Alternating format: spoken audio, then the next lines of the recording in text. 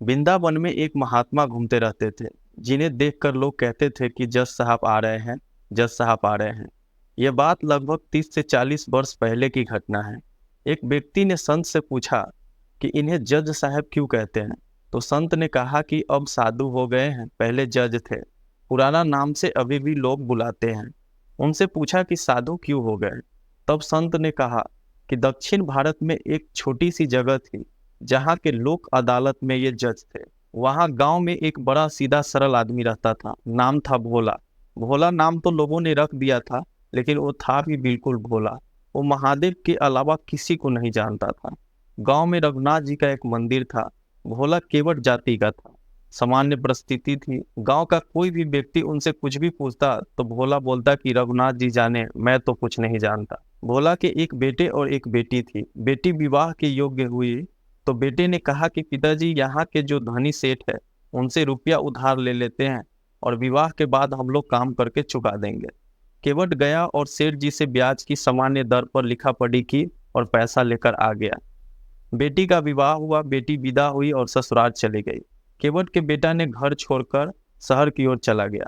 केवट के बेटे ने काम करना शुरू किया और रुपया कमाया और पिता को भेज दिया। भोला रुपया लेकर सेठ जी को वापस करने पहुंच गया। सेठ ने रुपया ले लिया, रसीद भी बना दी कि पूरा पैसा चुकता हो गया। केवट को वो रसीद दे दिया और कहा कि केवट इसे पढ़ लो। केवट बोला कि सेठ जी, रघुनाथ जी जाने, मैं तो कुछ नहीं जानता, क्या लिखा है इस पर। सेठ जी के मन में लालच आ गया, इससे दोबारा पैसा लिया जा सकता है। सेठ जी ने कहा कि ये कागज हमें दे दो। केवट पानी लेने गया तो सेठ जी ने वो रसीद अपने पास रख लिया और फाड़ता तो शक होता, तो एक कागज कुछ भी लिखकर केवट को दे दिया। केवट कागज लेकर मंदिर आ गया।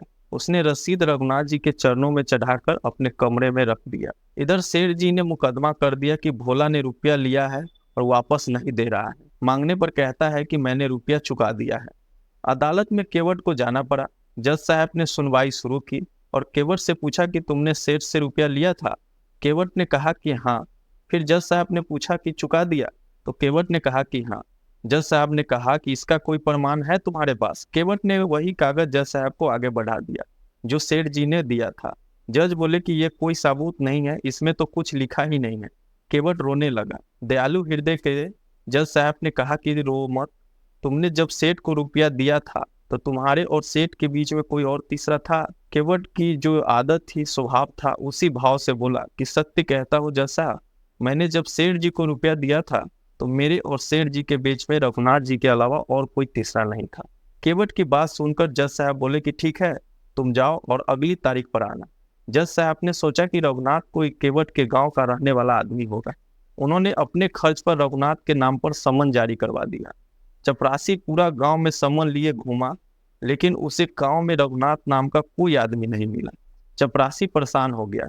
इसी दौरान एक व्यक्ति ने कहा कि गांव में रघुनाथ नाम का कोई व्यक्ति नहीं है, लेकिन रघुनाथ जी का एक मंदिर जरूर है। चपरासी बोला कि वही बताओ। मंदिर पर चपरासी पहुंचा तो पुजारी जी बाहर बैठे थे।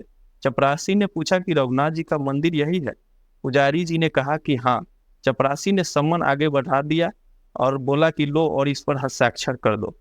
पुजारी ने कर दिया। चपरासी समझा कि यही रघुनाथ जी होंगे।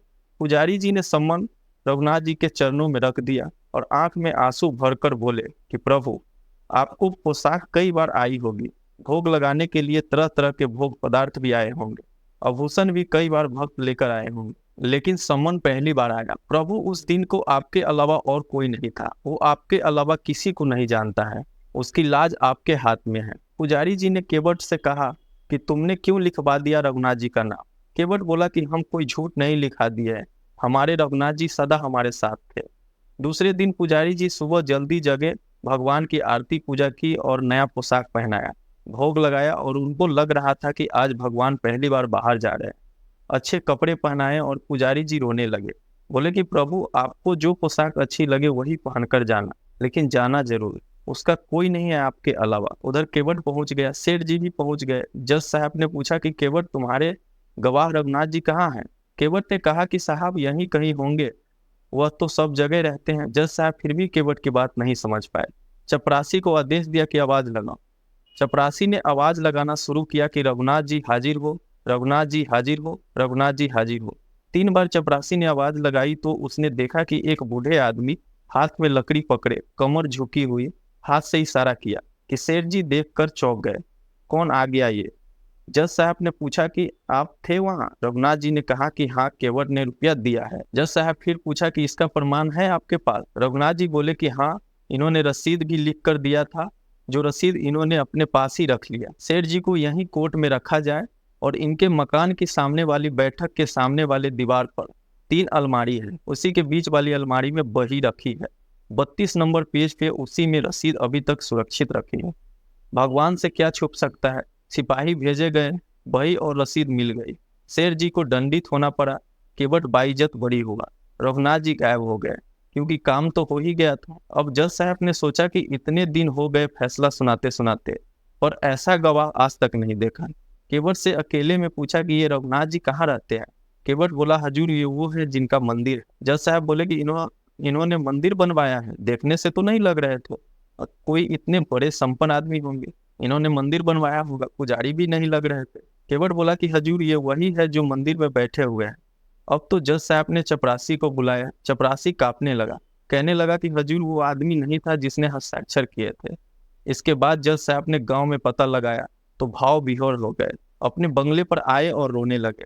लोगों ने रोने का कारण पूछा तो जज साहब रोते हुए बोले कि आज स्वयं परमात्मा अदालत में केवट के गवाह बनकर आए थे। लोग बोले कि अरे तो इस पर रोने की क्या बात है? तो जज साहब ने बड़ी भाव भरी बात बोले, आज बड़ी गलती हो गई है। कुर्सी पर जज बनकर बैठा रहा, परमात्मा खड़े खड़े समझाते रहे।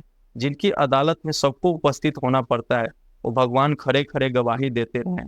और ऐसा वैराग्य हुआ कि उसी दिन जज साहब ने अपने पद से इस्तीफा दे दिया और वृंदावन आ गए। साधु का जीवन बिताया, अक्सर खड़े रहते, कहते कि भगवान खड़े रहे और मैं बैठा रहा। अब तो खड़े रहना ही अच्छा है। मंदिर पे जाते तो मंदिर के अंदर नहीं जाते, बाहर से ही दरवाजे की धूल सिर पर लगा लेते। कोई कहता कि अंदर क्यों नहीं जाते हैं, तो कहता कि मैं उन्हें मुंह दिखलाने लायक नहीं हूँ, मुझसे जो अपराध हुआ है। उन्होंने वृंदावन में एक मंदिर का निर्माण भी करवाया। इस मंदिर का नाम है पगला बाबा मंदिर। केवट के कारण भगवान गवाह बने। क्या था केवट में? भगवान पर केवट का अटूट प्यार और विश्वास भगवान को कोर्ट तक खींच लाए। दोस्तों, भगवान में भरोसा कर